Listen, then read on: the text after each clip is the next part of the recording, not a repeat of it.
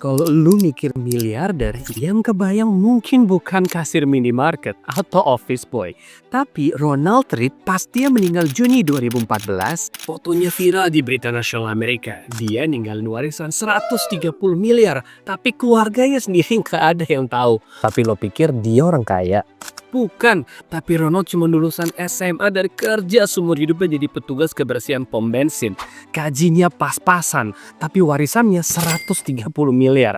Gue pandeka dulu gaji UMR, sekarang investasi gue ada beberapa miliar. Ini 5 cara gue jadi miliarder dari zaman gaji pas-pasan sama kayak Ronald Reagan. Yuk sikat.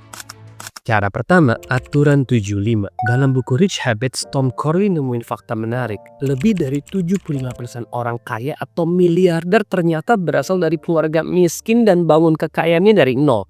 Allah bilang keadaan suatu kaum gak akan berubah sampai mereka ubah keadaan diri mereka sendiri kan.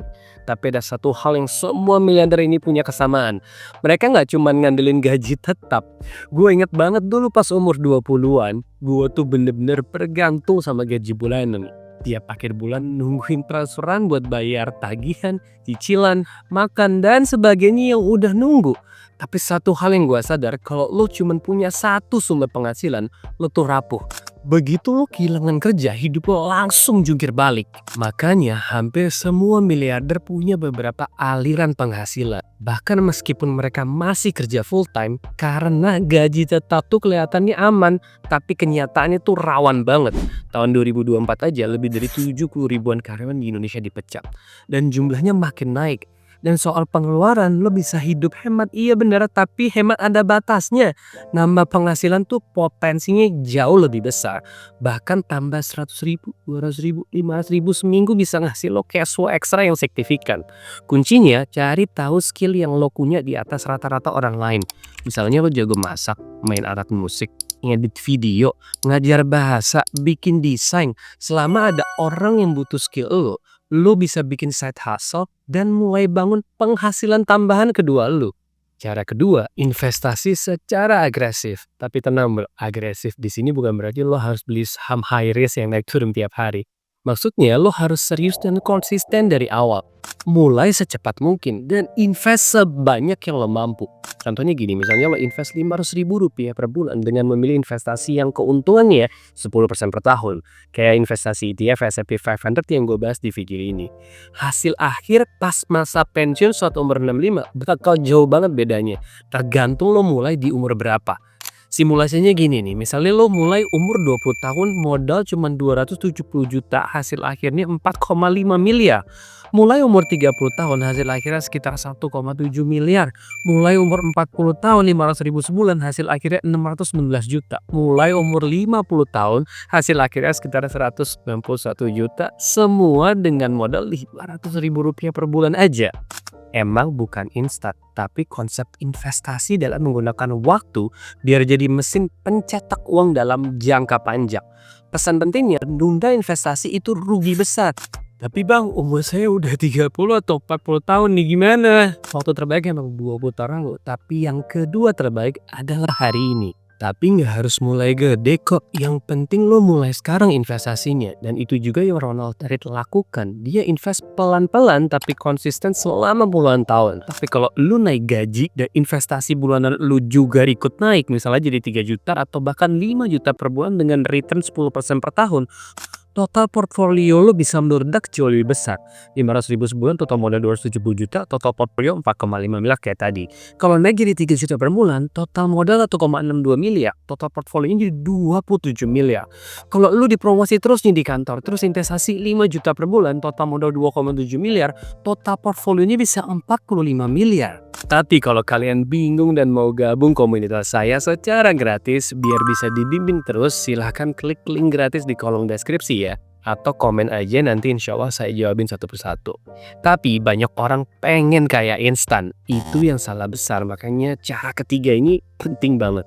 Cara ketiga, manfaatkan waktu compounding. Ronald Reagan itu kan bersih-bersih di pom bensin yang tadi. Jadi miliarder bukan karena gaji gede dan dia bukan super genius. Tapi karena beliau konsisten investasi sampai tua. Contoh, kamu investasi buat anak kamu biar dia jadi miliarder di umur 18 dari dia lahir. Di investasi kayak ETF QQQ, kamu search aja di Yahoo Finance, ketik QQQ. Ini adalah investasi paket saham perusahaan kayak Google, Netflix, YouTube, Instagram, Facebook, WhatsApp, Grab, dan perusahaan teknologi lainnya yang barangnya kamu pakai setiap hari. Nah, klik performance di Yahoo Finance-nya. Investasi ini kasih keuntungan 17% per tahun, terbukti selama 10 tahun ke belakang. Kita cek kekuatan waktunya ya. Misalnya nih, satu modal awal 1,8 juta rupiah kamu masukin ke ETF QQQ pas anak kamu lahir. Terus tiap minggu kamu tambah 180 ribuan aja. Yang ketiga, terus tiap anak kita ulang tahun, kita tambah 1,8 juta. Pas anak kita umur 18, uangnya jadi 1,1 miliar, modalnya cuma 200 jutaan. Tapi kalau kamu nggak tambah-tambahin sama sekali investasi ETF QQQ-nya dari umur anak itu 18 tahun tadi, pas umur 38 tahun setelah waktu dan compounding effect atau efek bola salju, dari keuntungan yang terus menggulung dengan asumsi 17% per tahun, uang anak tersebut jadi 26 miliar tanpa tambah modal dari 200 jutaan yang tadi. Tapi ini pendekatannya sama, ini bukan instan, ini adalah 38 tahun berinvestasi. Ini sama persis seperti cerita Warren Buffett, investor nomor 1 di dunia. Dia juga gitu, 99% kekayaannya datang setelah umur 60 tahun. Setelah waktu panjang, bukan kaya instan.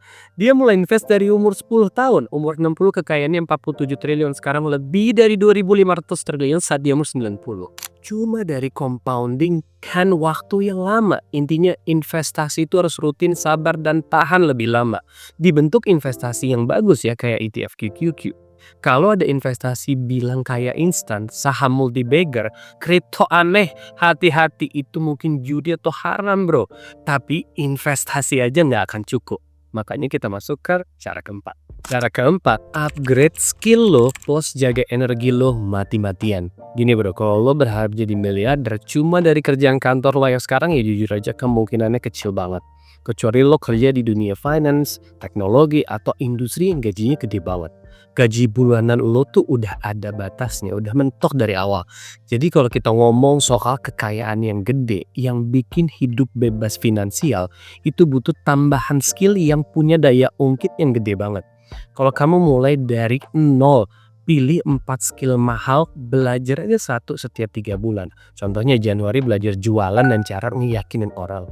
Semua bisnis butuh orang yang bisa ngarepin keputusan kok. Butuh ngerti jualan.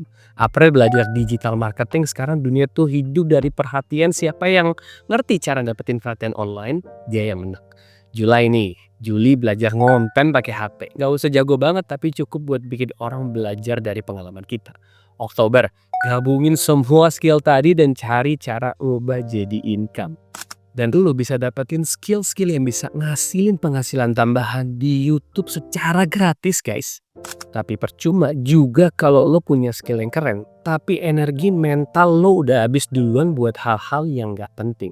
Karena ya, emang iya sih bangun kekayaan itu 80% mental, cuma 20% strategi.